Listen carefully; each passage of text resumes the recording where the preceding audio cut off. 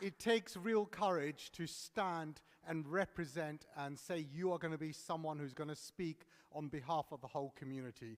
And really, we do want to honor all of you today for taking that plunge. Taking the plunge and taking that, stepping up out of over the precipice to stand up for this community. And particularly, we're focusing on Manor Park and Aldershot, not really thinking about Farnborough for the moment, but really focusing on local issues and on Aldershot, and then drilling right down for Manor Park, what specific things are required for Manor Park. And of course, you will all have various issues. Now, just some housekeeping.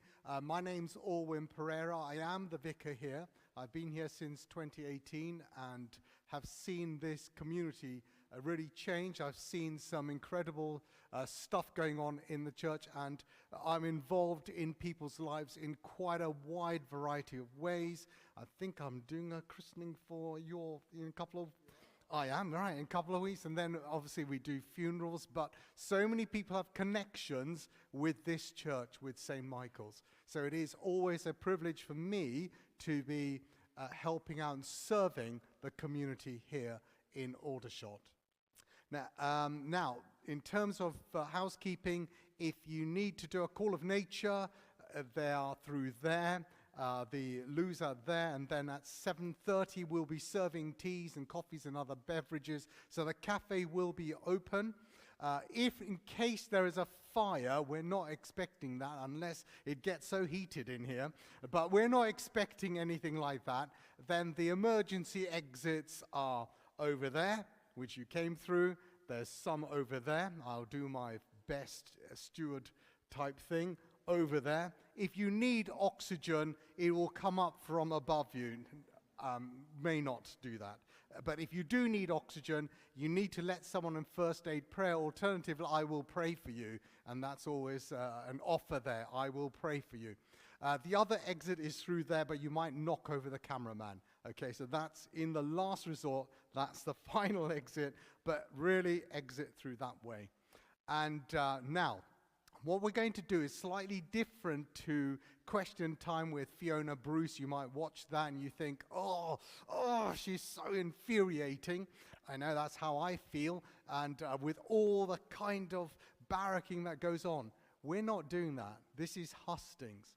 What we really want to know is, what are our candidates about? Who are they? Why they are standing? And the purpose is to hear about their policies in particular. What policy is a standout? We want to know what they think are the main issues that concern our community. So you will hear from each candidate. They'll have time to talk about their particular policies and also talk about who they are and why they're standing, which is so important because all of us want connection and want to know that that is somebody we can trust and entrust our community to them. So it's really essential we have that. And I will have a timer which will go. So you'll get you'll get a 30-second, you will get a minute warning. We'll see when that goes off. So that's a meaning. So a minute there will go off. It makes apparently rather rude noise. Don't be put off, but it will go off in a minute. But you'll have 2 minutes to talk about that in each different issue. Then we will be covering specific key policies which have come up as big issues in the area following various surveys, reports that have come in from the Rushmore itself, from the council, and from local issues that you may have. The other area you can feed back is by filling in a question, and what we'll do is empty the box and we'll put them in categories. So you won't hear your name, but it will put them in categories, and we will try and get all of those answered by all the different candidates here for you. Okay? So I hope it will all be very peaceful, and I don't really want to encourage anything adversarial or a back and forth, because we're actually allowing each candidate to speak and share their key bits. We're going to start right now, and what I'm going to do hasn't gone, it's still going. And I've got here lucky dip. I'm just going to pick one, and that will be the first candidate who will introduce themselves, and they will be explaining why they're standing for this ward or this area. There you go, that's 1 minute. Is that right? 1 minute, and then you'll have another minute after that. And when the bell goes, you stop. So the first candidate who's going to is Reform. It's Ken. It's Ken. Right, when you're ready, Ken, if we can give you the mic, please tell us, introduce yourself, why you're standing, a bit of your history, and what you think are the main issues covering us. The name is Ken Tranter. I am the Reform candidate. I'm ex-military, 29 years, both regular and TA. I have been a businessman, but more importantly, I was a Dover district councillor, Dover town councillor, and as a side, I was also the mayor of Dover. I lost interest in politics a long time ago, so I stopped. But I felt the talent I have would be wasted if I didn't come back in. And the nearest I could find to my beliefs is Reform. I live on the very edge of Manor Park, in Holly Close. I walk my dogs down there, and during the course of my leafleting, I've been to every road, every close, every avenue in Manor Park. I know where the empty houses are. Some are social housing, some are private, derelict, which hurts because we shouldn't have those houses. You know, I've been, slagged off on Facebook for suggesting we bring them back into use. But the thing I have noticed is fly tipping.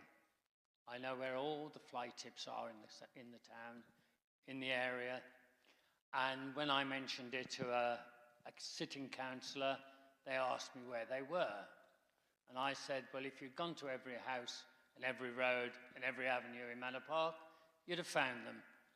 So they kindly gave me an app to put on my phone, which allows me to get rid of them if and when. Well, I shall still do it if I don't get elected. I want the area cleaned up. I would like, funds permitting, and at the moment they're not, to start something for the youth, for the youngsters, to learn them skills, like a youth club. I have been offered a building where this could happen. It could also be used for a man shed. For 1 minute, carry on. 1 minute. As I say, both Rushmore and Hampshire are massively in debt, massively, to the tune of £112,000 a week in debt repayment, and that equates to just over 5,000 people's council tax going towards fulfilling the debt, and not going towards adult services, not going towards SEND, not going towards road repairs, lighting, everything you need. We must reduce that debt, and that is what I'm good at.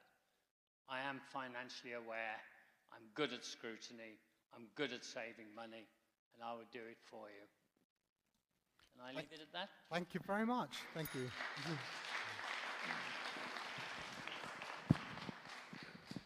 Labour, Keith. It'll be over to Keith. Good evening, everyone, and thank you to Alwyn and the St Michael's Church for arranging tonight. I'm Keith Dibble. I'm the Labour Party candidate for the Aldershot South Division, which includes 100% of Manor Park, 100% of Aldershot Park, and 50% of North Town, the southern part of North Town, where I live on Hague Road with my wife of 47 years, Sue, our 2 dogs. We have 1 adult son, 1 granddaughter, and 2 step-granddaughters. When we moved to Aldershot in 1979, because we couldn't buy or afford to buy in Surrey, where I grew up, we moved into Boxall's Lane, so there was a Manor Park connection there. And my in-laws live in a lovely house in Penryn Close at the top of St Michael's Road, so visiting there daily. I currently serve, or the privilege of serving, as the Cabinet Member for Housing and Planning on Rushmore Borough Council. And I have a passion for housing, and hopefully you'll get to see that tonight. I have represented North Town for 42 years, and I was able to combine that with working in the corporate world, where I was head of real estate for Western Europe and Mediterranean for a Swedish company called Ericsson. Now I'm retired. I want to see if I can get elected to the county council for the final 2 years of its life to see how we can improve that. My passion really is equality of opportunity for everyone, social justice and fairness. I, as I say, have a passion for housing, and my commitment is, as it has been for Northtown for the past 40 years, we hold a surgery every Saturday morning. We have a very lively and active Facebook page, which is updated daily. We produce quarterly newsletters, and we'll always consult on the key issues affecting local people. For me, being a politician locally is about the desire to serve.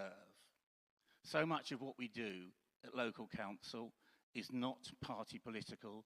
It's about finding pragmatic solutions to improve the quality of life in our towns for local people. And many of you in the audience here tonight have been in those roles, and you will see that's how it works. So for me, I have a passion for my community. I have a passion for my town. And for example, the county council, as Ken mentioned, have in many ways neglected services for young people. And is that linked then to an increase in antisocial behaviour? 10 seconds. Petty crime. So that's who I am, a community councillor, and if elected to the county council, I want to deliver that here for everyone in Aldershot South and Manor Park in particular. Thank you. Thank you very much. Lib Dem Mark Trotter over this side.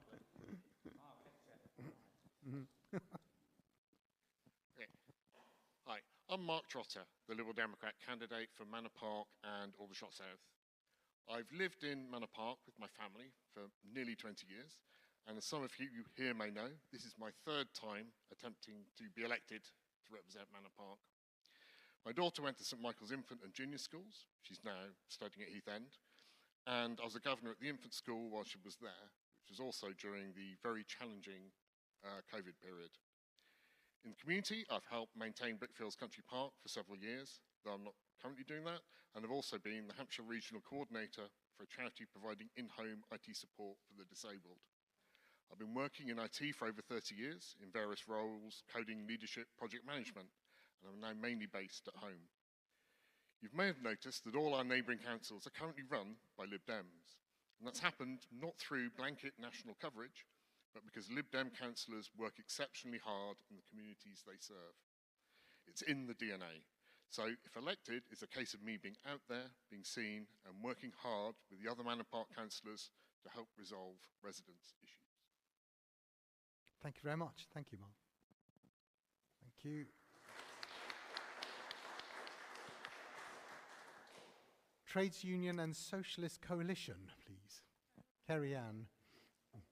Hello, good evening. I'm Kerry. You might see me in town pretty much every other weekend. I ride my little bike into Aldershot Station and park it there. I'm a member of the Trade Unions and Socialist Coalition, and to keep it very simple, we are a party that is refusing to cut to your public spending. The debt mentioned, we believe that this can be fixed with investment into our community, and I think Aldershot is in desperate need of doing so. I've lived in Rushmore my entire life. I was born in Frimley Park Hospital. I actually went to school in the oldest building in Farnborough for junior school. So I am a local, and I love the area as well. Aldershot is one of my favourite places to go to. I love the community. I love the town centre. I love everyone, all of the people here. That really make this place its own unique identity. And I really think that we can invest in our community, invest in our infrastructure, invest in our services, and make Aldershot the great place that I know it can be by listening to each other and by communicating with each other. Thank you very much. Thank you.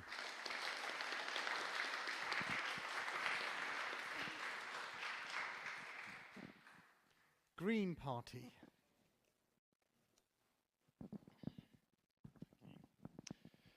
Evening, everyone. I'm Andy Wilson, and I'm the Green candidate for Cove and Southwood Ward, and I'm here to fill in for Julia, who's the local candidate here in Manor Park, who unfortunately couldn't be here this evening.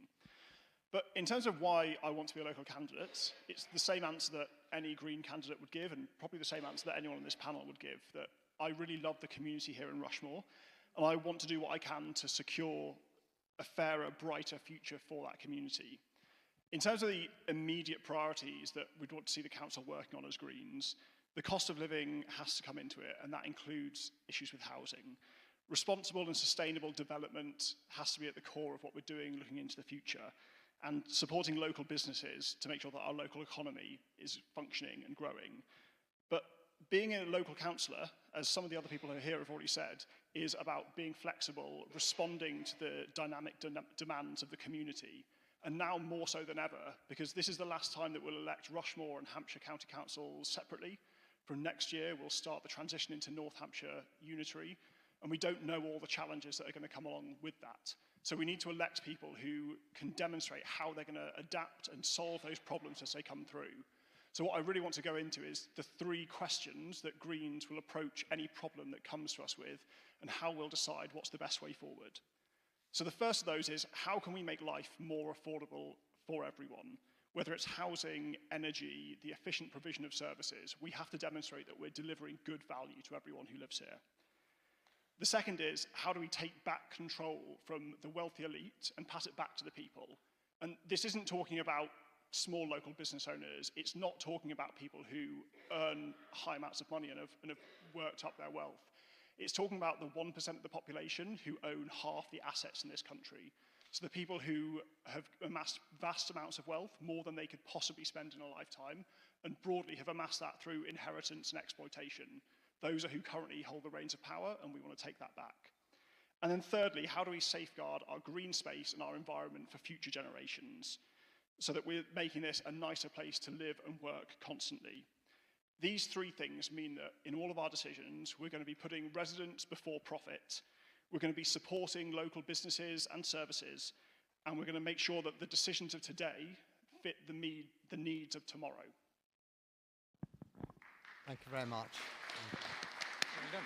And finally, but not least, Jib, please, Conservative. Good evening and namaste. This is Jib Belbasi. I came in this country in 2001, 22nd of January, with my wife and son. After that, we got one little girl, baby girl. Now she is 19. And we got a little dog called Bruno. So since I came over, as I was police sub-inspector, I straightaway try to connect with the local police. Unofficially, I have started working for the community since 2001, because why I'm saying unofficially is that time the organization was not registered as a charity. I was the founder of Greater Rushmore Nepali community called GRNC, and through that Greater Rushmore Nepali community, I have worked really hard, and the Greater Rushmore Nepali community name has given by Rushmore Borough Council, the mayor that time, and I have worked with Citizen Advice Bureau, Rushmore Voluntary Service, Rushmore Borough Council, local police, primary care network, etc. And I always, since 2003, non-stop, keep working for the community, and I like to connect with the people. Like some of us, I'm not trying to blame anybody, going to the door, knocking the door, and giving lots of hope for the people, which is out of our capacity, like fixing the road, pothole. It is not councillor capacity. They can only lobby and they can report to the council, or they can talk to the county council, but they can't fix that. This is just the example. So me as a conservative candidate, either I will win or not. Still I am working for this Manor Park Ward in the same speed. And I would like to connect with all of you, not whoever voting me or not, that doesn't matter. We are living in the same community, so we need to be connected. And my promise and my word for the Manor Park is whenever people need it, 10 seconds. I should be there for sure. And as a Rushmore, if I elected, I will be the public voice. Now, only the Jibbal Basi. But as I said, finish? Yes, sorry, finished. Thank you very much. Thank you. So if you want to hand it to the Liberal, to Mark, because he's just come out first. So I'll explain what we're going to do. We're going to talk about a big topic that came up. And the number one topic in the local survey was the high demand for affordable housing and temporary accommodation and the pressures on housing. And so the question's really, how will you increase access to affordable housing? How will you address homelessness pressures? And how will you ensure fairness for residents? And also tagged to that question is one about the Hampshire County Council and about the amount of money that has been spent on social care for migrants, refugees, immigrants, illegal immigrants or irregular immigrants, however you want to categorize it, people coming in to the county. And the question is, if because you're running, Keith, you're running for county, if you can say something to us, how would you address that, or whether you're in favor of such spending? I think that's come up. But the next question is about housing. How will you increase access to affordable housing in your policies? How will you address homelessness pressures and those pressures on housing in our borough, and particularly affecting Manor Park? So Mark, you're the first to kick off, and you have got, I'm going to give you 3 minutes for that, 3 minutes extra to talk about that, because it's quite a big subject. First off, I've been fortunate enough that I have, even though I have been unemployed and in receipt of housing benefits a couple of times during my life, I've never actually been homeless, and I've never had to sit on a council waiting list. And from the reports I've had from friends who have, it is not a pleasant experience. Okay, Lib Dems are committed to ending homelessness and rough sleeping and in making renting fair. And in that, the Labour government does appear to agree with us and has started passing some of the laws that we need to make progress.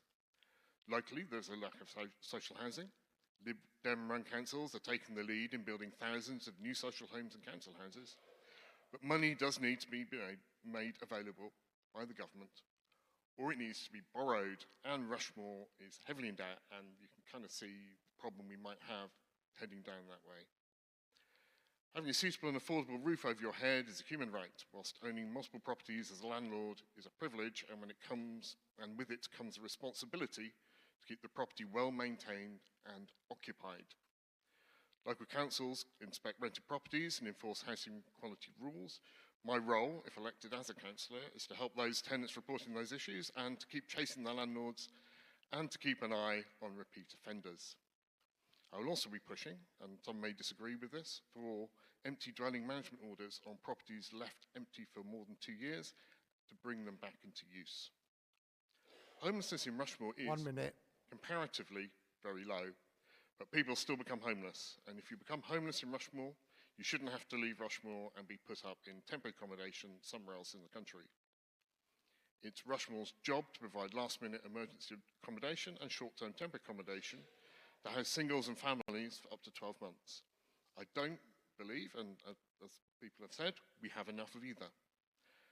But we do own a property management company that owns and rents out residential properties at full market rates. And my intention would be to try and make use of that to help fill the gap. Thank you very much. You've got 15 seconds. So would you just summarize with one sentence, what would be the main policy you would enact? I think it's very much trying to push, basically get empty houses back into use. Okay. I think that's the one thing that we can do relatively easily and relatively cheaply. Okay, thank you very much. Thank you very much, Mark. It's going to be Kerry Ann next. So it's about housing. Just to remind you about housing, homelessness, the question, how will you increase access to affordable housing, address the pressures on housing, and ensure fairness for residents, local residents, people who, like you, who've always lived here, who need housing. Anyway. Yes, of course. So we've recently had the Renters' Rights Act, which has provided a lot more rights for renters nationally, but I don't think this goes far enough. We do need proper rental price caps. We cannot allow HMO landlords to continue increasing the price of rent unnecessarily when they are profiting off of low-income individuals who are just trying to save to buy their own property.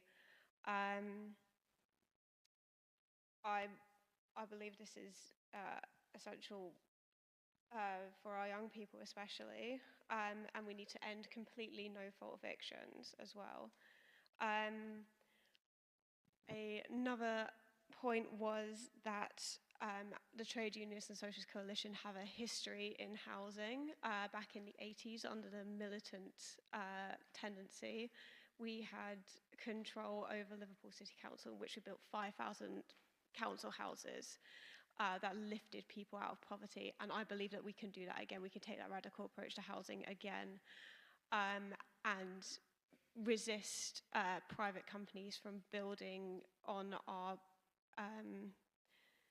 land and take housing back into the ownership of the public.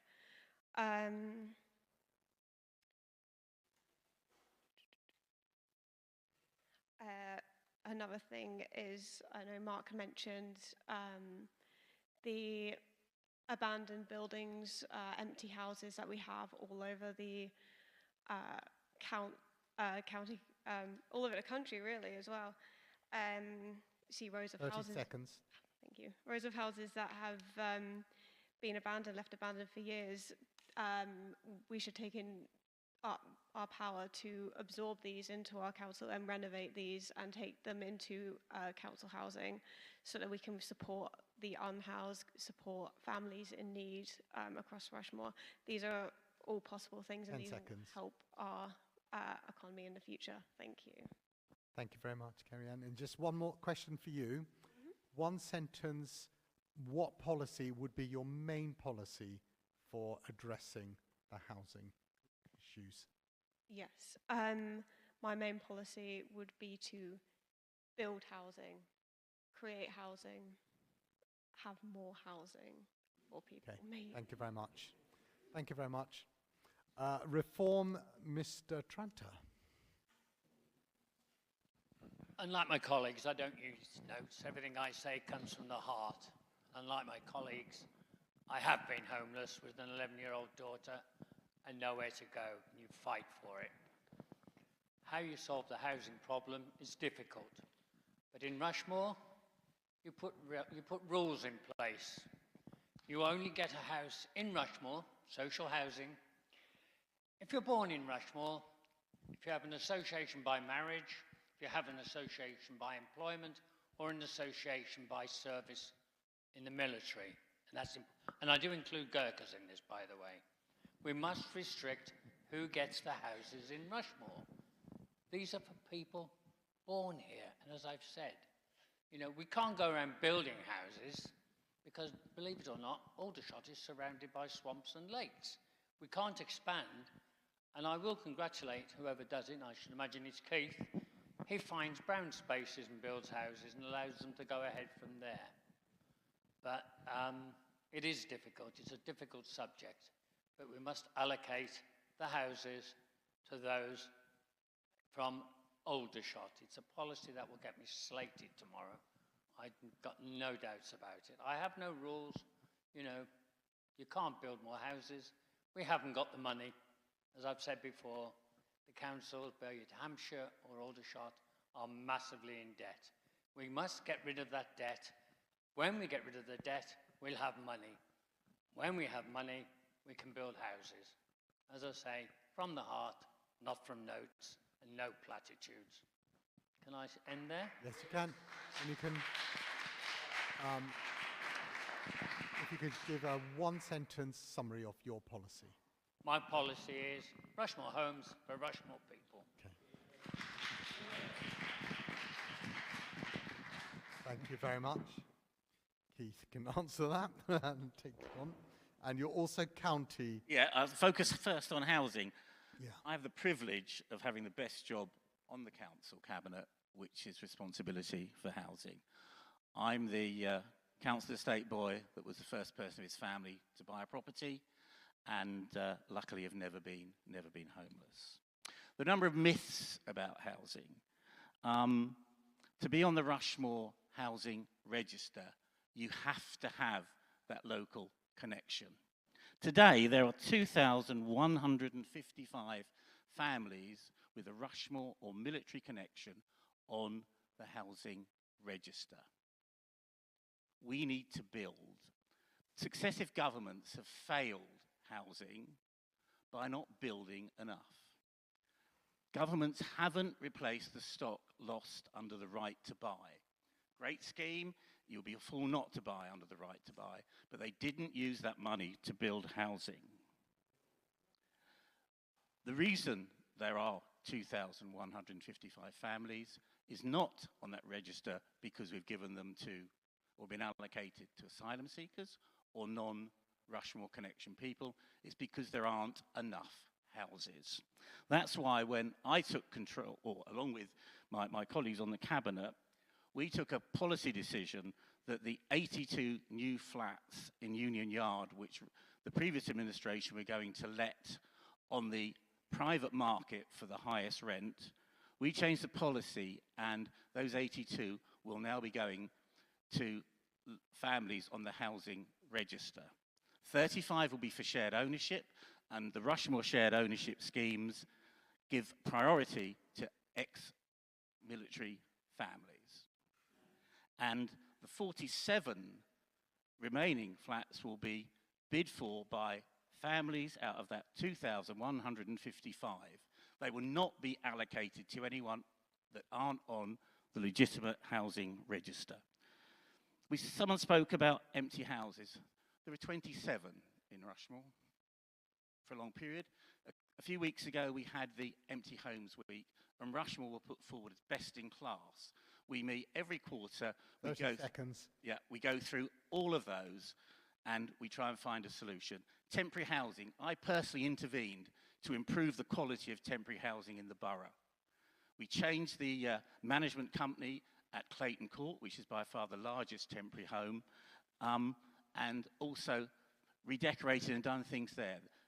Removed any issues of rats and other things. So the current council want to build, baby build. We want to review the allocation policy. We want to develop brown sites. Look at Penmark House by the railway station, a real eyesore. We're working with housing associations to see if we can go into partnership with them. Time up, Keith. Okay. I'll let you just answer the one about county council as well. Well, the county council, to me, is the great unknown. Looking at social care, and I'll give credit here to my opponent on Thursday, County Councillor Bill Withers, who was a great help in my elderly relatives that I mentioned live in Penryn Close. They required a great deal from adult services and social care, and Bill was able to negotiate them through that. But they're still spending just under £3,000 a month to pay for that. So, and it's something that won't be resolved in 2 years. It's something that the Unitary Council will be hit with. Obviously, we want people to stay at home as long as they can and be independent. The cost of going into any home is ridiculously. I went to see an ex-colleague a couple of weeks ago who's paying £3,000 in a retirement care home village. I think the question of asylum seekers receiving support from the county council, to me, all of that should be paid for out of government funds, and it should not be a hit on the council taxpayers of Hampshire. I think that's, by default, these costs end up coming to either Rushmore or a county or any other council, and really they should be 100% funded by central government. And we need to speed up the the review of all those cases, and people shouldn't be in potters, and I don't mean this in a controversial way, but people shouldn't be in there for month after month. Their cases should be dealt with very quickly, and if they have to be returned, they should be returned, or if they qualify, they should move forward. And if they do qualify and move forward, they do not go onto the Rushmore Housing Register. Thank you. Thank you very much. Andy?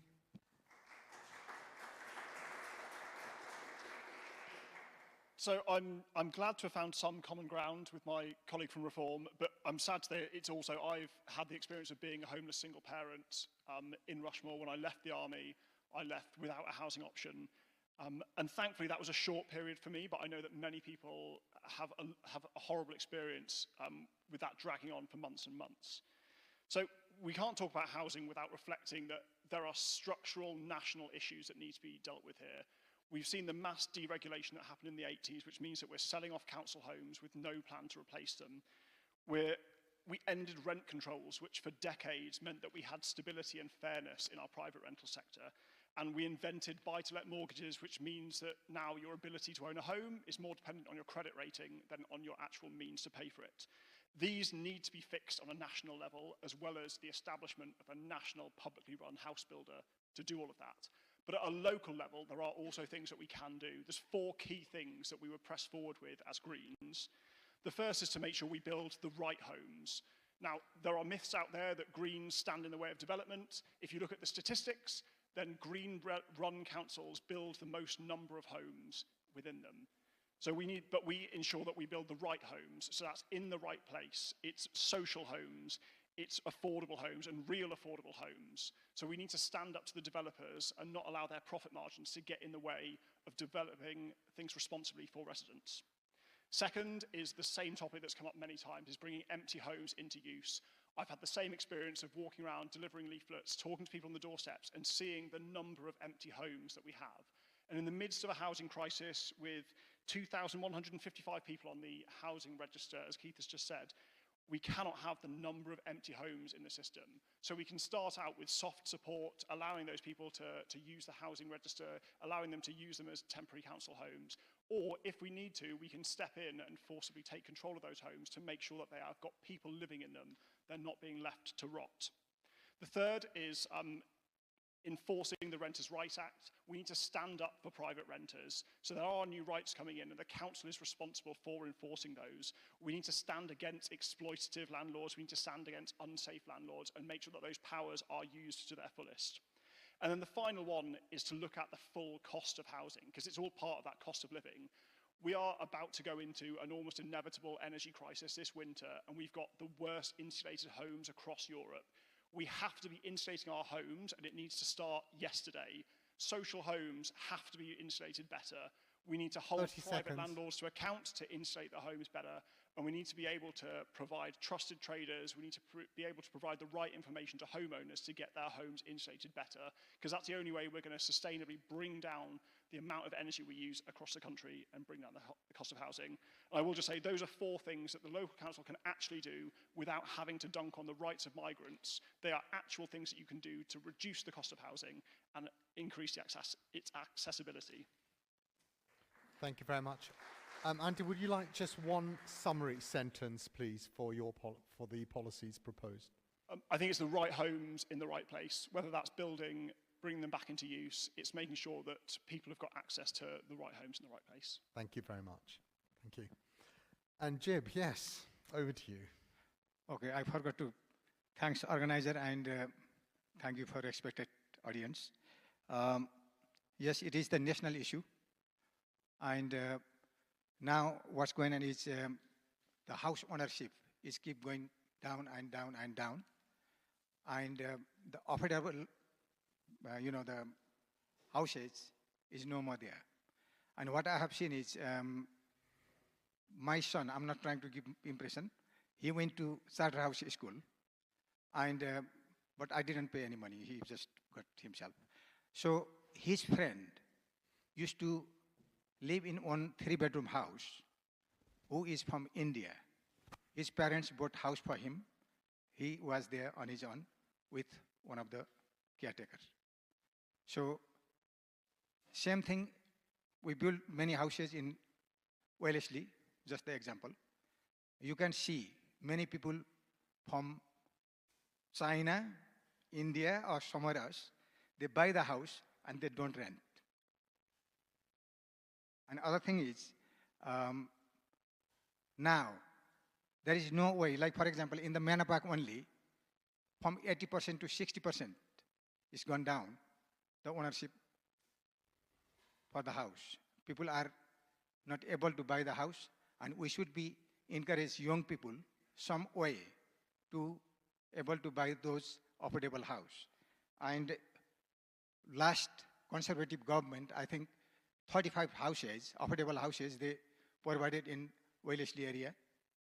And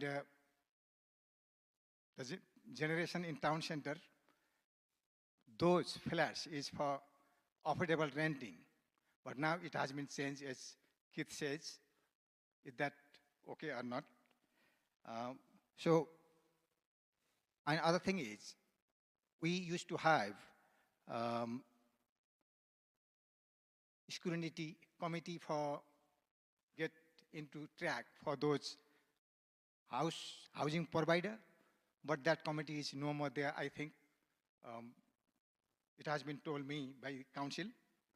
So when we back, we'll get that back. And from our side, only thing is we need to build affordable house where the young people can buy those houses. Thank you. Thank you very much. And Jib, one summarizing sentence for the policies that you would be enacting. Affordable house for young people. Thank you very much.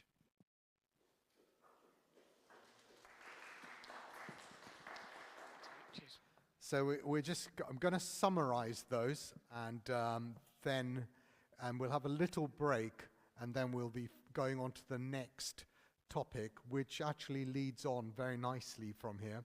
So we had a number of candidates who shared similar policy views. We had candidates talking about policies which would involve building more housing, that the problem is, the analysis of the problem is lack of housing stock, so they would build a lot more housing, and that is the Carrie Ann over there, and do correct me if I've got this summary wrong, but would be about building more houses and putting it into public ownership. And then we also had Keith Dibble saying about building more houses, but also that clarifying that there is a housing register which is for Rushmore people as a priority, and also working with empty houses and getting those back into the stock and upgrading stock. And then we had Lib Dems with Mark saying about looking at empty houses, the policy driver, bringing those empty houses into the stock. And we had Andy of the Green Party talking again about building right houses in the right use. So again, restoring empty houses, but also providing insulation. And he also suggested that there were structural issues wider than just local and national, which affect the housing stock, which others have said. And Jib has talked about affordable housing as a key factor, getting affordable housing and getting, again, increasing that stock. And Ken has, thank you for that, and Ken has said about local housing for Rushmore people, really enforcing that, really focusing on the rules for housing, how you'd get housing. And he's also mentioned about the big challenge, the elephant in the room, is where's the money going to come for the building? And actually that's the next subject we're going to look at, which is where is this money going to come from? Because it comes from council tax, it comes from some grants from national government, but it is really on your council tax demands, what is in there, the debt management. There are lots of debts which have been mentioned. Are we getting value for money? How are we going to attract inward investment to get all of this delivery? What about the town centre? So much of what the town centre looks like and feels like impacts everyone, particularly in Manor Park. and how it gives you this sense of well-being. So that will be the next couple of answers. Now, before we go into that, I thought we'd have a little pause and a little break if anyone wants to go to the little boys and girls' rooms or their room. If you want to go to that, then we'll have a little pause here and take stock of everything, just so that you have time to reflect and think about these issues. And please do get your questions in. There are some questions, and I will bring them in at the relevant times. Please put them in the question box. They do come to me. We categorize them and do that. So, yes, so a little pause, just to reflect, about 2-3 minutes, and we'll get back on with the questions. Escalator's not working, those kind of questions. How are we going to support local businesses? Who's paying for it? How are we going to invest, and what with? What is actually going to do with all the debt that is around, and how are we going to spend money or get out of debt? Who is responsible? So very, very topical questions on this subject. And the first candidate to answer is going to be the Conservatives, which is Jib. 3 minutes, Jib, on that. Hi. Okay. Yes, for this, we should, the council tax should be managed properly.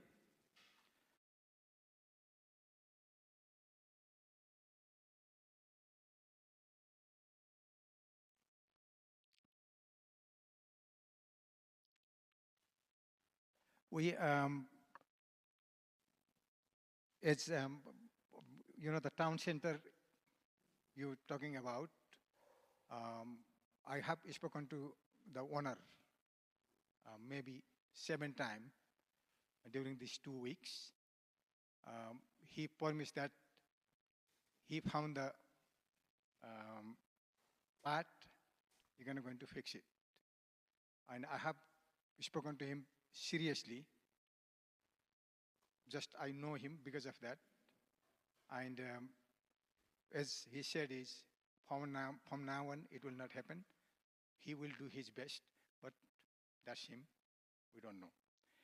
And to supporting business, in past, there used to be a meeting with the local business people, quarterly, monthly, like that. And we used to discuss with them, ask them what kinds of support they need, and as well as what they can support. Sometimes there is the time the local businesses has supported to Rushmore Borough Council for the money during the pandemic. That is the example.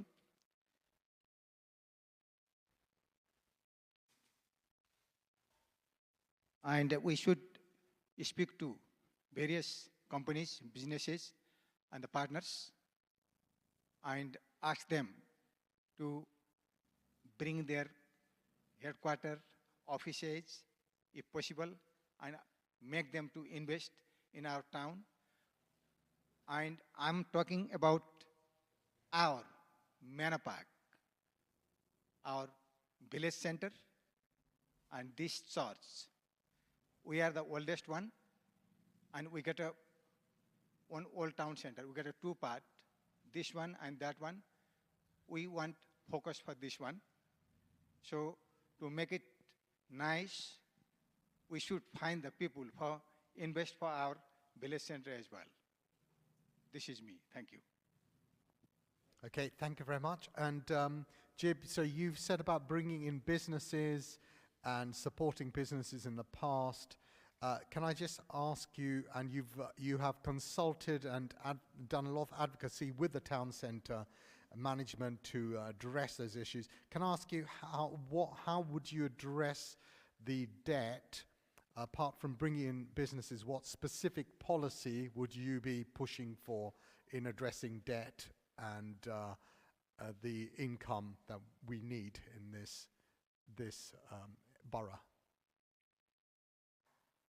As I said, we should find the partners, and whatever we get, now we shouldn't forget, everything we take from here and we are sending to county council. that should be looking after. Okay. And other thing is, now we are here only for 2 years, and it is this, really, really serious moment for us.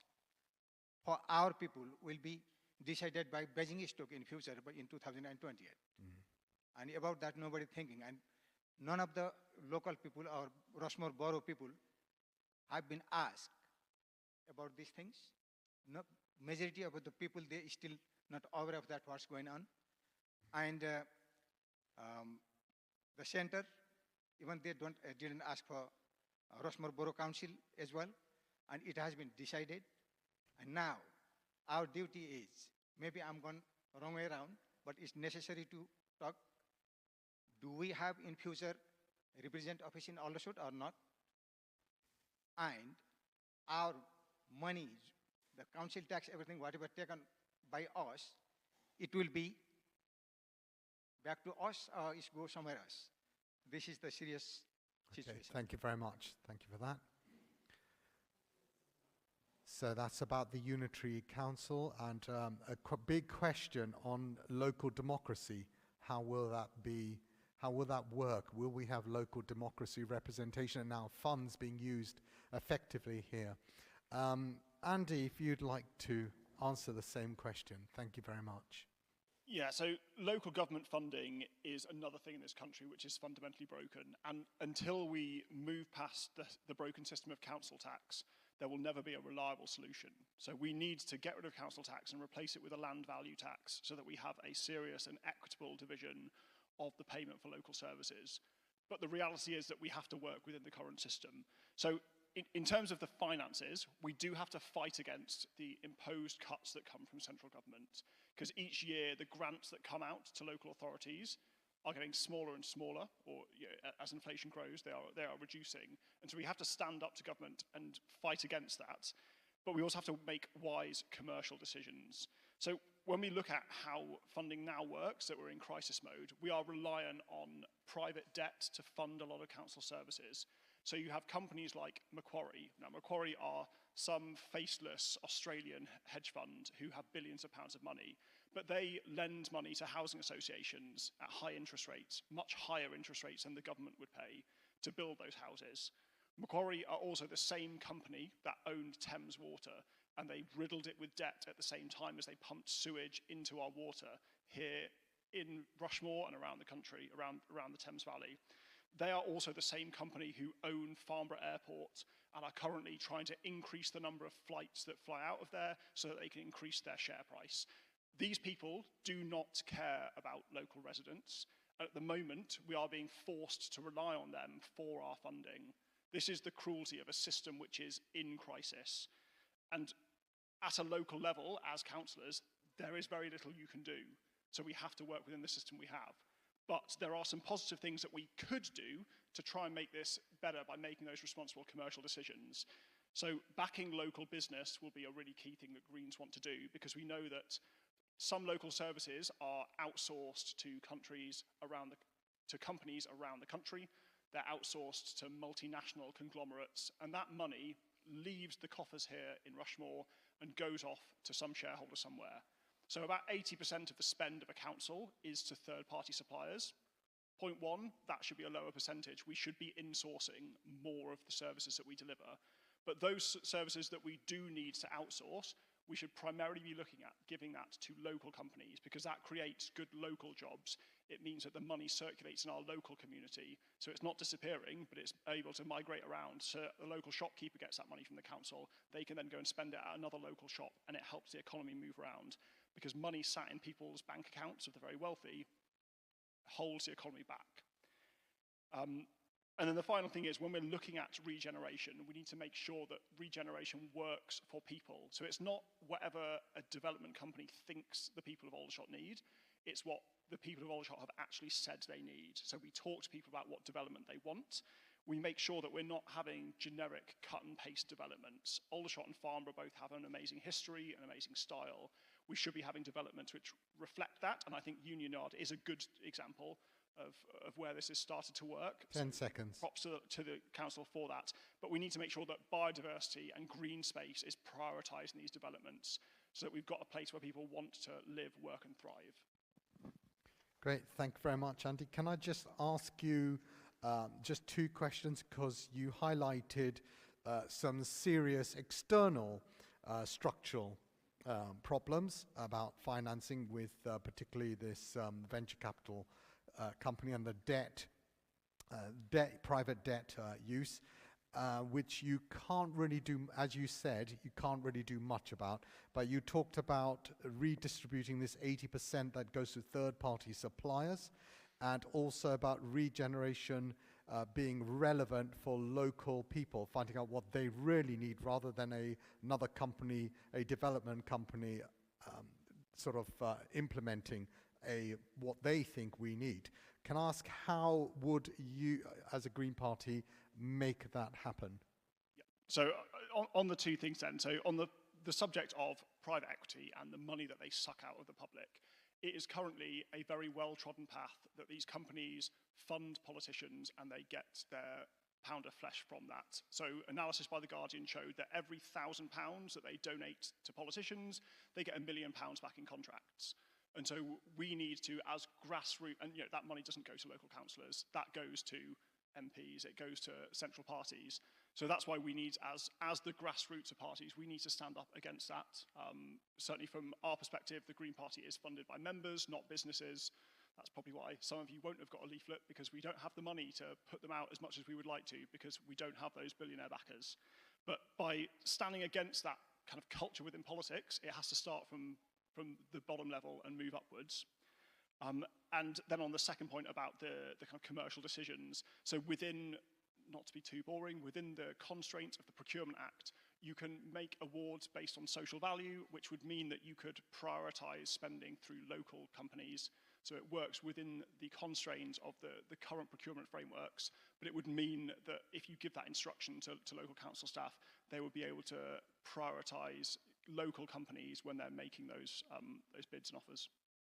Okay, great. Thank you very much. Keith. Okay. Really good question. Let's think about the debt management first. So here I am, Rushmore Borough Council, going into CA to talk about debt management. And the first question they ask is, why are you so much in debt? And the answer I would have to give is that the previous administration took out loans on flexible interest rates rather than fixed interest rates. So when the economy changed, Rushmore's debt increased by the day, if not by the hour, as interest rates went up and Rushmore's debts went up. So really, the reason why Rushmore is in so much debt is political decisions made by local politicians that you elect. And that was to take out huge loans to do things such as Union Yard, which the development itself is great, but they're at flexible interest rates, so something like 50 years to pay it back. Is that good business? I'm not sure it is. We talk about the town centre. Well, the good thing about Union Yard is that was developed and managed by the council, whereas the Wellington Centre and the galleries, or lack of galleries, are private enterprise. And if you come to Aldershot, you park in the market car park and you might get a whiff of urine. You try to get into the lift at Union Yard and it's out of order. You struggle up the steps, as I do, with the stick, and you go into the Wellington Centre where both escalators are out of order and sometimes one or two of the lifts are not working. Now, Joe Public and Josephine Public don't see that as a private company. They see it as the town and blame the council. So that's why it's really important that Rushmore has its town centre manager. And Gibbs, when he says, or someone says, we're not talking to businesses, we're talking every day to businesses, to try and get businesses to invest in Aldershot, inward investment. Now at the moment, more people come into Aldershot to work for high-paid jobs, or to Rushmore for high-paid jobs, than go the other direction. What we want those people to do is move to Aldershot, buy houses, give them the houses that they can afford, and get that disposable income sent in the town centre. That's what we want. So Rushmore do have a business unit, and they are talking every day. People go to them about wanting to relocate, whatever. So the debt In the 2 years of Rushmore's existence before it goes to unitary, we inherited a pig's ear of debt. It is now being managed, it's not being cleared, and it won't be in the time that Rushmore is no more. We want to encourage business. We want to encourage, independent shops in Aldershot. If you ask someone from Aldershot what do they want, they'll all say Primark. Well, if Primark thought they could make a profit, they would be here, and they're not. So that tells you something. In the town centre, you're seeing more events taking place. We've got Armed Forces Day coming up on the 28th of June, which is a great opportunity for Aldershot to misquote, put out the flags and say what a great place it is. What a great place it is. 10 seconds. So everyone that's coming to Armed Forces Day, we want them to go into Aldershot Town Centre, spend a fiver, otherwise we don't see the benefits. So Aldershot, we love it, dare I say it, warts and all, but let's encourage those big businesses, HQs, to come to Aldershot. Thank you.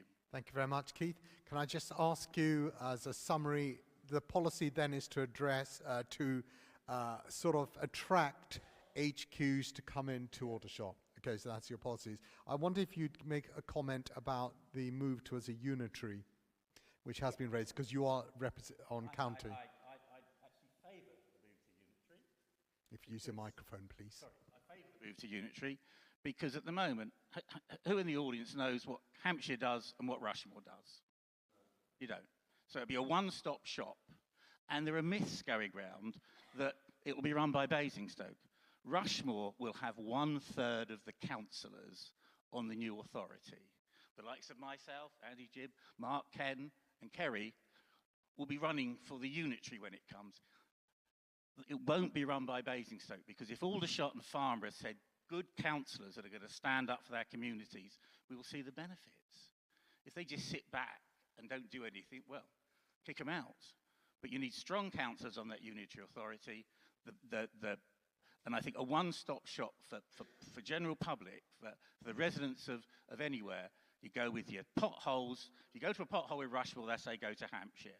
If you go to Hampshire about housing, they'll say go to your local authority. Scrap that, one-stop shop, strong councillors, combined to stand up for Aldershot. That's what I see. Benefits. Okay. Thank you very much. Thank you. Thank you, Keith. Ken, over to you. You talked about debt. What are you going to do about addressing these issues? Thank you, Keith, for reminding us of Army Day. My birthday's on the 28th of June. So I thank you for arranging such a beautiful celebration for me. As you're all politically nuanced and you know what goes on, you know that last year, corresponding elections, reform was successful in, I believe, 5 county councils. I'm also standing for county, by the way. In those councils, they have identified and put into practice and saved £350 million in that year. They've also made the lowest council tax rises. Kent's was 3.75, and they're going to use that for SEND children and adult services. Nothing else.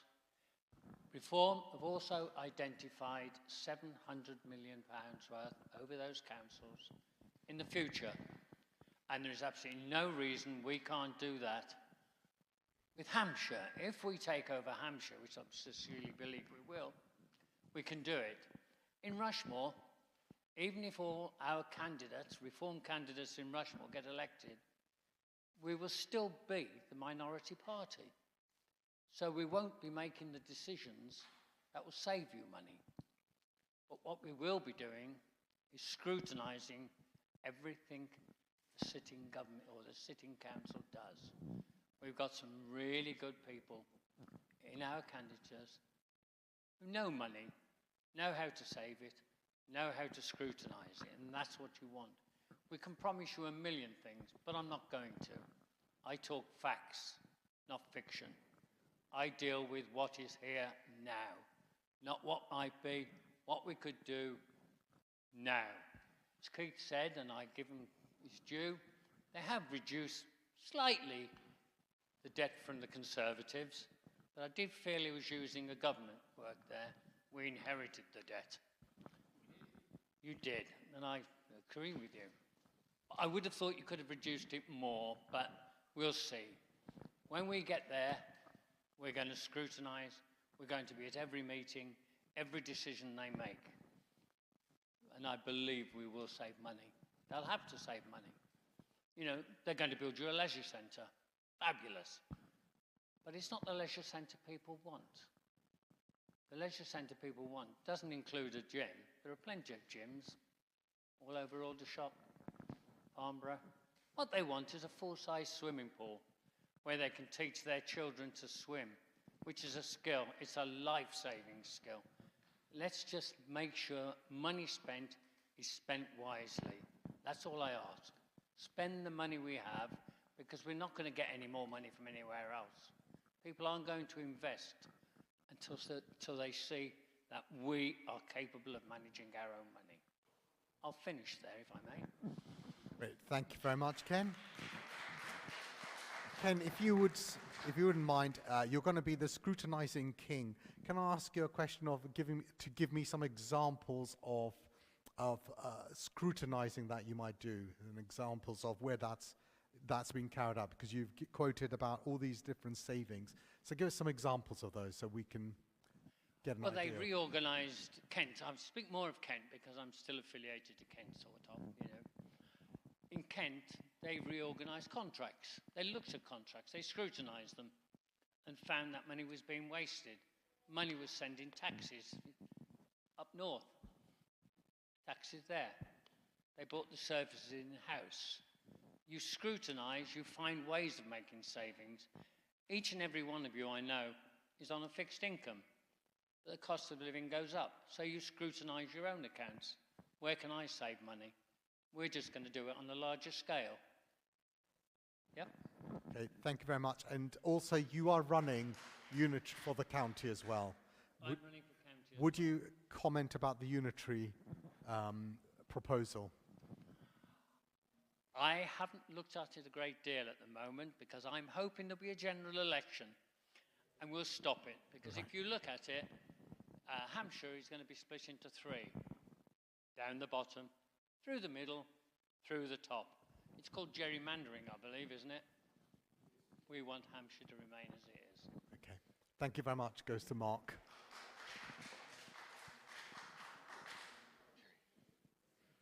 Well, I'm glad Keith spoke first, because I won't have to sit here and try and explain how the debt came about. Thank you very much. In terms of Aldershot Town Centre and regeneration, it's almost since I moved into Aldershot, there has been, you know, we need to do this for the town centre, we need to do that for the town centre. And all the time, retail has been dying. The idea that you go in to do your shopping on a Saturday afternoon, go and go to all the chain stores. And we've watched pretty much every single chain store go to the wall because everyone's doing it online these days. But we do need a town centre as somewhere to focus the community. And I'm not at this moment promising a solution to that, because I don't think many towns around the country have found a solution to that or have the idea of what they need to do to bring about regeneration. But we need to really seriously think about how we get people into our community, into the centre of our community. In terms of the debt, obviously, it doesn't help.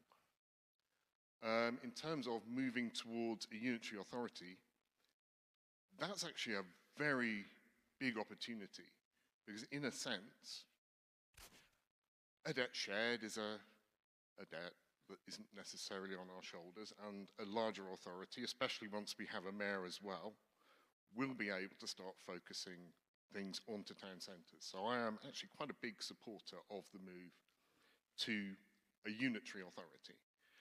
And when you look at the kind of the geography, if you're going to have areas that, population size, based on population size, actually the north of Hampshire is a sensible idea.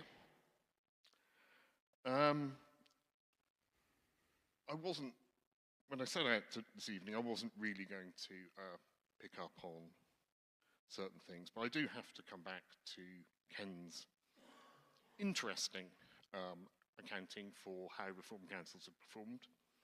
Anyone that has been following the performance of the 10 county councils that reform took over would know that they have been very badly organised, large numbers, a lot of squabbling, and a large number of councillors shifting parties or just disappearing. And the savings they've made, or claim to have made, when fact-checked, don't seem to be there. And also, finally, put the difference, the last point I've got down here, the difference between a reform, the average of a reform council and an average of a Lib Dem council, when I worked out on my council tax, it's about £2.50 a month. And I would much rather have a well-organised, hard-working council than some of the performance that I've seen from reform councils. I think I'll leave it there. Mark, could I just draw you back to what specific policies would you enact to deal with this debt? So you can be clear on that. Okay, at the moment, it's kind of, we want to keep things steady as she goes, because the handover to North Hampshire is going to be critical for all the people of Rushmore and for Manor Park. So it's very much, there has been a budget put in place that by the Labour group. Lib Dems didn't accept it because it runs out of money in 2 years. So if we were to suddenly have a different plan on how we were going to go forward, Rushmore would have no money at all. But that is a plan, and that is something that we are generally in agreement with. Okay, great. Thank you very much. Thank you. Kerry Ann.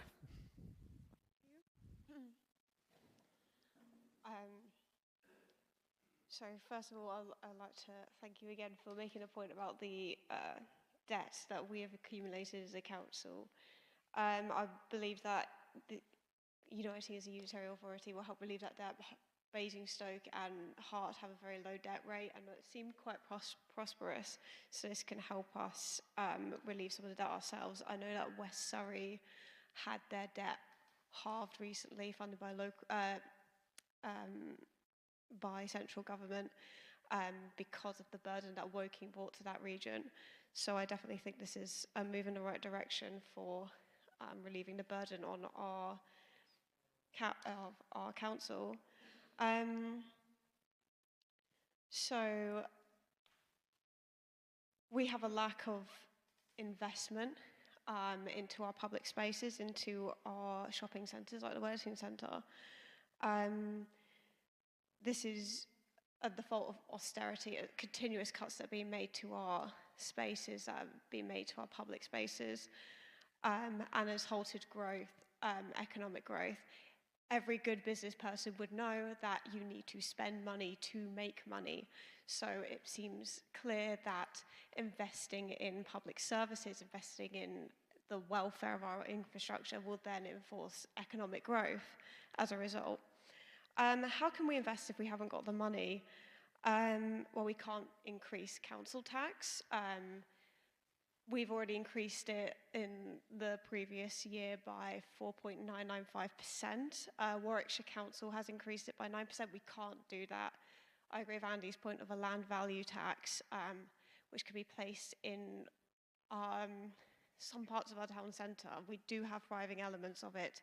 We've got a new Starbucks open up, a new Shakeaway. The High Street is doing well. It is the Wellington Centre that seems to be in a bit of a dismay at the moment. We can uplift our locals to make the Wellington Centre great again, to use our local crafters, to use that craft space that we have, the micro stores that we have. This will again increase economic growth into the area. As well as that, we have a lot of local businesses, a lot of local contractors that we can use for our public works, our electrical works, our plumbing works locally, rather than relying off of private contractors from overseas, that from across the country. We have them here, we have the skills here. We also have a voluntary service in Rushmore that I actually volunteer for as well. And this empowers young people and old people. They create befrienders. They uplift our green spaces as well. And there is no reason that we can't put more money into that and allow that voluntary service to grow as well. And I guess to conclude, I believe for regeneration, we need to invest in our people and invest in our services, and the community space, it will follow. Thank you very much. Thank you very much. So, Kerry-Ann, if I have got this, what you suggested is that the strategy, you're very pro the unitary, you're running for the unitary as well, aren't you?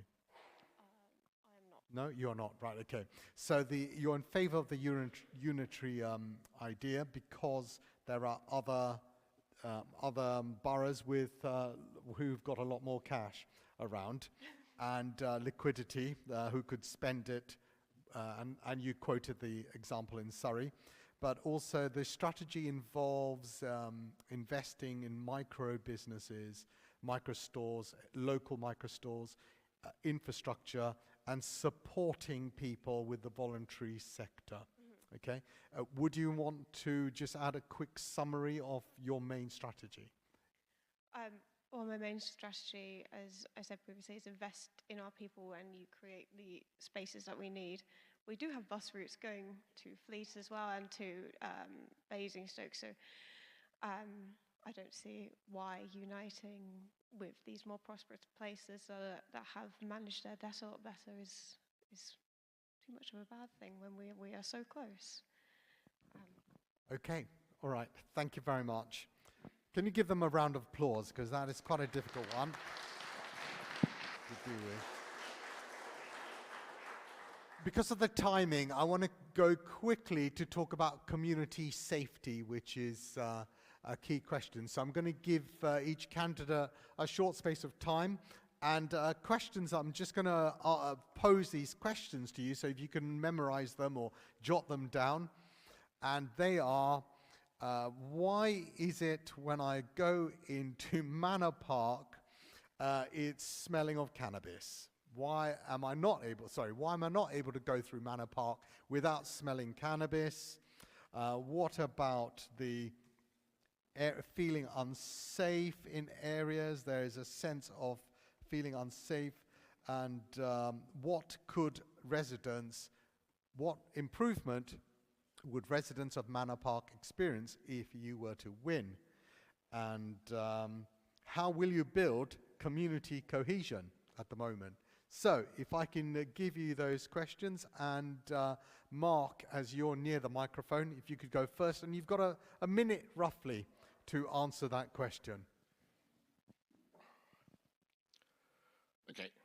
My wife doesn't particularly like walking back from the station after dark because the lighting is so dim.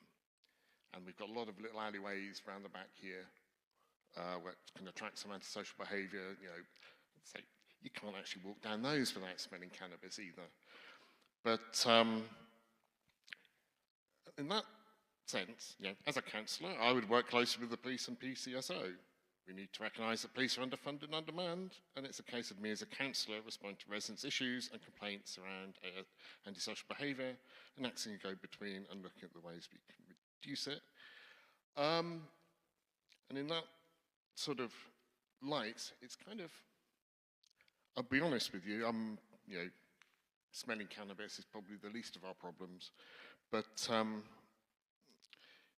10 seconds. But in terms of, you know, people are currently struggling, and it is basically a case of we've all got to kind of pull together and work together. And as a Lib Dem, that's kind of being a community champion is what we're here to do. So okay. I'll leave it there.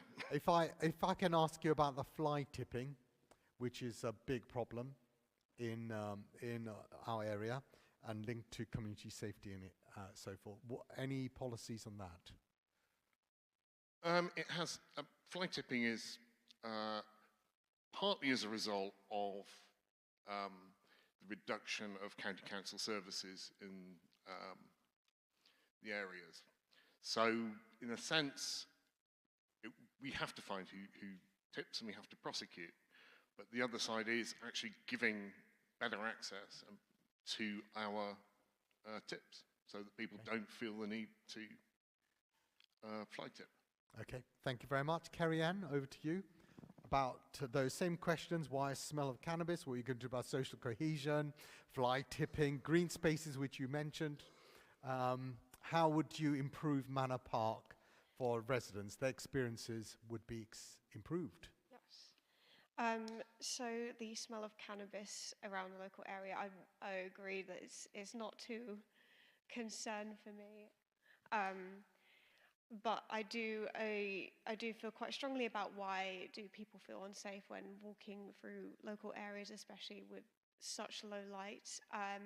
Unfortunately, this is another cut that is being made to local infrastructure, is the reduction in street lighting, and I feel like this is essential, especially for women and girls in our local area. We need to feel safe. We need to see around us in order to feel safe.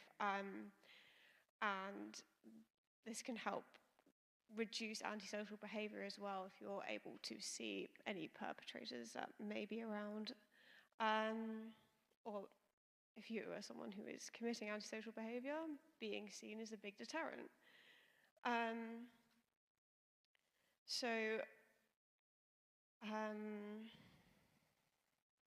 So when it comes to, as well, improving community cohesion, I'm quite in favour of improving community cohesion. I feel like Aldershot and Rushmore, as an area, we are very united in a shared identity of this place. And I believe definitely that one thing we could do... 10 seconds. Thank you.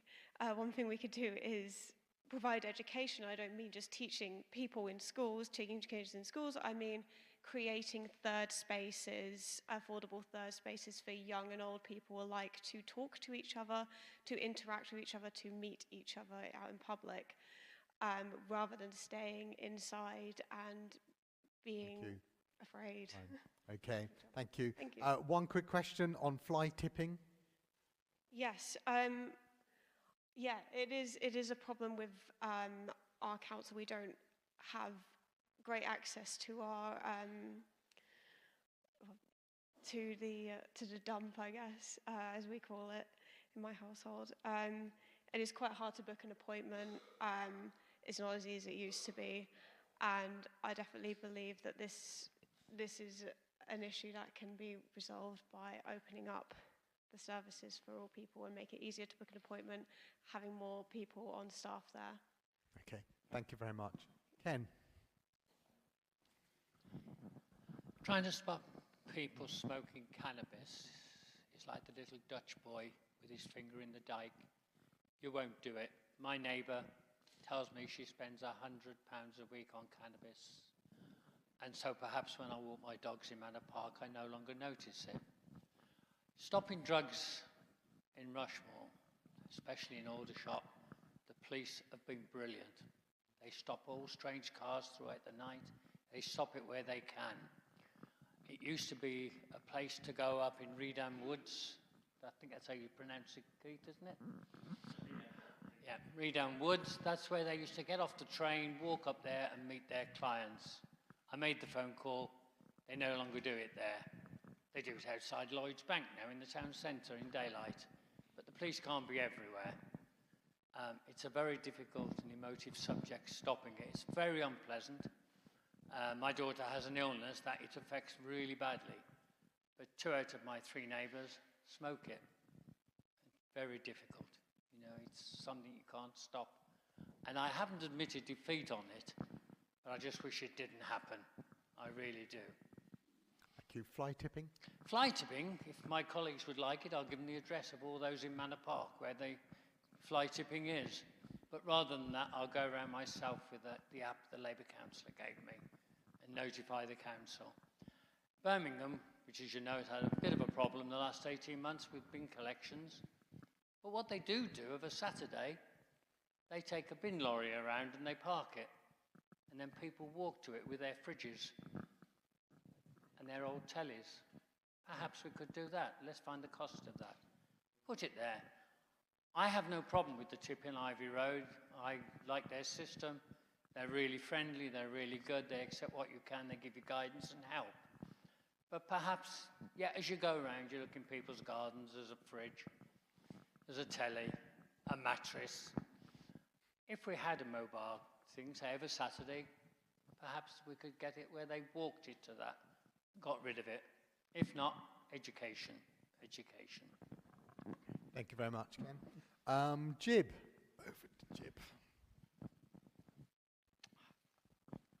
Hi again. Okay, this is the, I think it looks normal, but it's very serious issue. It is really embarrassed to going to the Manor Park. Normally, in a week, I use that Manor Park for maybe 6 days. We used to do monthly meeting with the police, and if Nadia is still here, she used to be the councillor from Labour, and I used to be councillor from Conservative in the Wellington ward. We used to work together. Monthly holding meeting with the police, taking police with us to do the patrol in the Manor Park.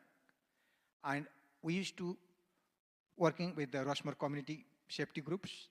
They used to come, but now I didn't see those. And I do personally go to the people who are using those.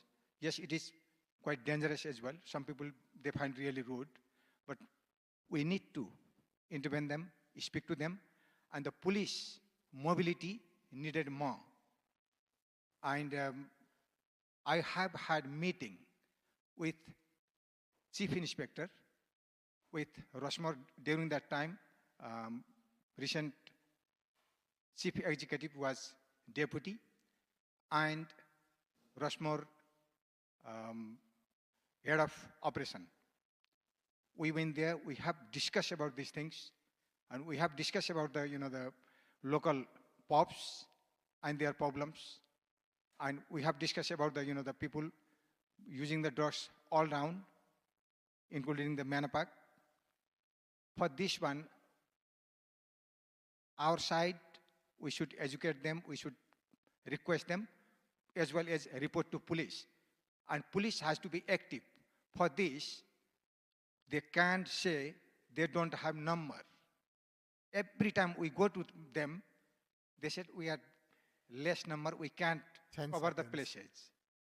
So main thing is police and Rushmore community safety groups. They have to be there all the time. Okay, thank you very much, Jim. Right. Andy, over to you. Fantastic. I'll go through the question in two parts then. So in terms of why do you smell cannabis walking through the park, it's because we have a broken system of drug use in this country. We have criminal gangs running drug supply, which is why we need to have a regulated market, because that's the only way to seize back control and make sure that we take a public health approach to this. We also see that problematic drug use always comes hand in hand with unmet social need. So whether that's poverty or homelessness or depression or stress, those are the things that lead to addiction and problematic use. So by punishing them through the criminal system, all we do is exacerbate those problems.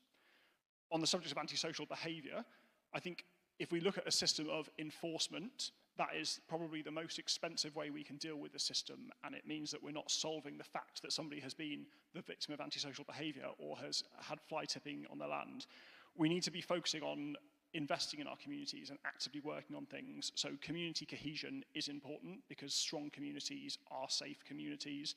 When people feel that they belong, then they don't want to go and do antisocial behaviour. So in my time working alongside the Gurkhas, we were invited to tea hut parties. We were able to work with that community. I know there are other groups like Rushmore Pride who put on community events, and those are things that we need to support so that we have actual events which celebrate all the different communities we have in Rushmore, rather than the only time we come together is to talk about what divides us. And the council can do that by investing in public spaces so that we have place for that, and supporting those community organisations who are running those events. And then the final piece is just, we achieve this by investing in our young people as well.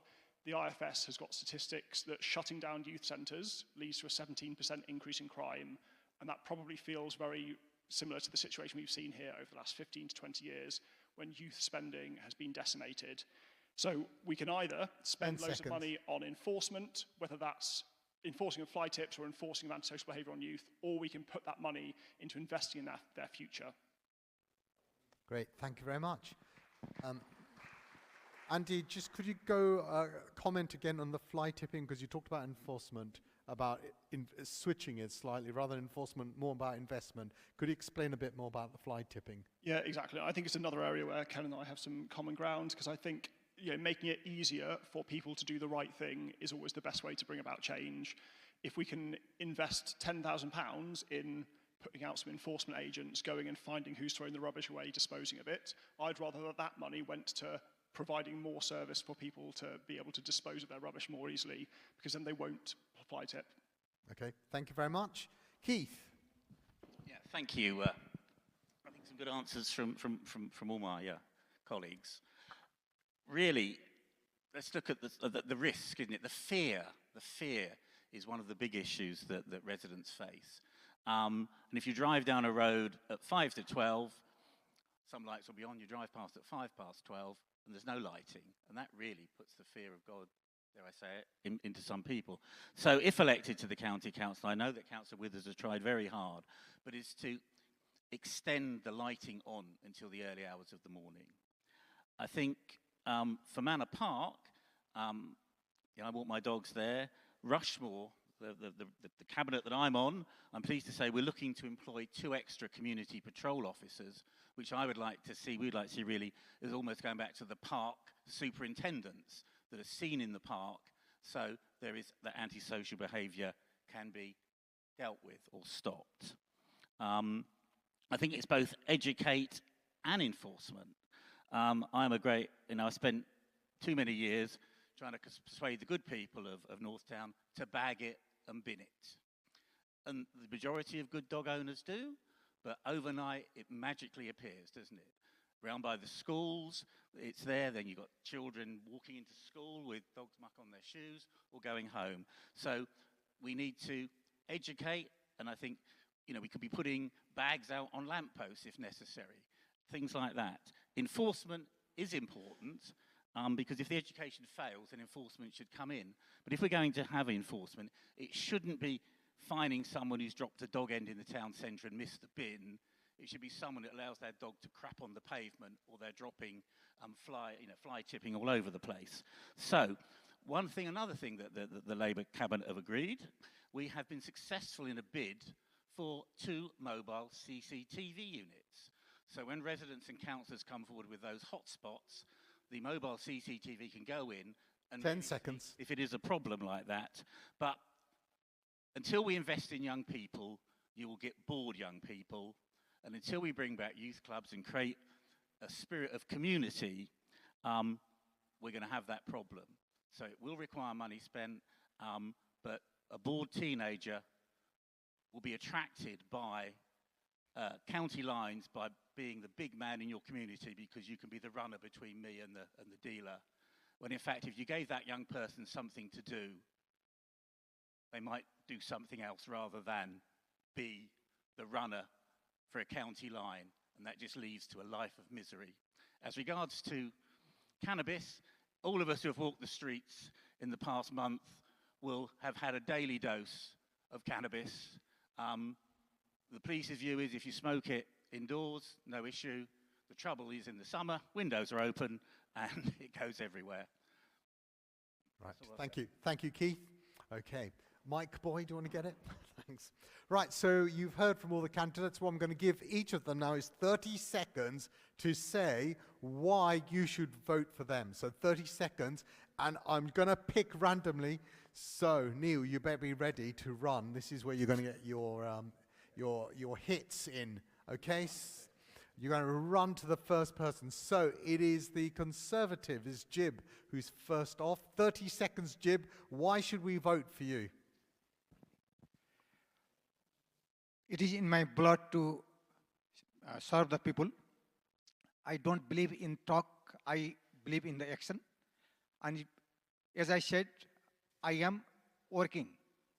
I'm not a councillor, but I'm working more than councillor, and I will do for forever. It is my word for. residents because I live here. I love my ward. I want this ward to be safe, nice, and proud to be. Thank 30 seconds, that's up. Thank you very much. Trades union and socialist, right. Go. Yes. All of these candidates that sit to my left will perform austerity. They will make cuts and they will get promoted in their party. If I do that, I get expelled from my party and I will promise to protect your public services. And I think we've been let down previously by Conservatives, now by Labour, and it is time for real change. Thank you. Thank you very much. Well done. Reform. Ken. As you gathered, I only deal in facts and practicalities. I only promise what I can do. I can only work with what I've got. If I haven't got the finance, I can't do it. But I will work for each and every one of you, individually or as groups. I am approachable, and as you can see, I hope I've come over honest. Thank you. Thank you very much. It is Lib. Mark. Okay. I'm doing this because I've lived in Manor Park for 20 years. I love Aldershot. I really feel, this is my home. I want this place to be a really great place to live and to bring up my daughter. We, as a Liberal Democrat, we're here to do hard work for the community. That's what we're here for. We are not here to cut services if we can possibly avoid it. We are here to make sure that everything works as best it can. And obviously, yes, we are financially constrained. We don't have money that we can throw into things, but if I'm elected, I will work as hard as I possibly can. Thank you. Time up. Right, who's next? Labour. Keith. Thank you. First of all, to say that on Thursday, we're voting for local councillors, not a change of government, not a new Prime Minister. I hope tonight you've heard from me my competence, my experience, and my passion about serving the community. I want to continue to do that, and I want to do that at the county council level. And with my Manor Park candidate, Catherine, we want to do that. Do you want to stand up, Catherine, wherever you are, so you know who it is? Right, okay, thanks. I take a pragmatic view about serving a community. I think public service and the duty to serve is incredibly important. And I want to ensure that the residents of Manor Park, Aldershot Park and Northtown receive a fair deal from the county council over the final 2 years of its existence. Thank you very much. Thank you. Fantastic. Well, I'm going to use the first 10 of my seconds to just say thank you for all of you for coming out this evening. This is what community action looks like, is you turning up for your community and getting involved. So thank you. I'll just leave you with those 3 questions that are going to be the centre of decision-making for Green candidates going forwards. How do we make life more affordable for everyone? How do we take back control from the wealthy elite and pass it back to the people? And how do we safeguard our green spaces and our environment for generations to come? If that sounds like a vision that you like, then on Thursday, vote for the Green Party. Thank you very much. Great, that's lovely. Well done. Can we give all the candidates a round of applause, please? Thank you very much, all of you, for coming. Thank you for your very honest and frank answers, and actually what I enjoyed best is that you are actually agreeing, you are actually affirming each other, and that's really good to see in a political arena. Maybe it's because you're in a church, but anyway.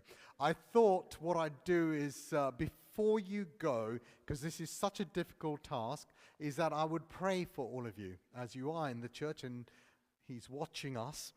So I would pray for you. Now, you don't have to join in with this prayer, but I would, it's simply praying for our town and our community and these local elections, that they may be peaceful.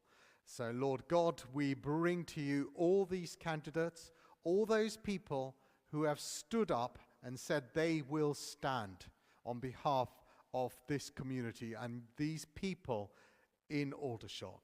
We pray for courage. We pray that you would resource them in every way with great wisdom, with insight, with compassion, and with the practical skills they would need. And we pray for those voting that they would be guided to make the best decisions for them and for this community. We pray for the goodness, the common good, and the flourishing of our town, our borough, Rushmore, and particularly Aldershot and Manor Park. We pray for your peace and your love to fill this place. Amen. Thank you very much. And may I thank all of you for being a fantastic audience and for participating in all you do and in all the questions you wrote and gave. Now, if I didn't read your question out or present it, I apologize to you. Obviously, we're constrained by time. I tried to involve you as much as I could, or involve it in the discussions. And I hope you heard what you needed to hear, and you know, you're closer to making those decisions, which I'm sure you will. Please do join us for some more beverages if you want to do that, or if you want to chat to anybody here. Now, also, finally, just to say, on Sunday, 10 o'clock, there's a service here. If you feel you need more of the power of God, please do come along. Yeah.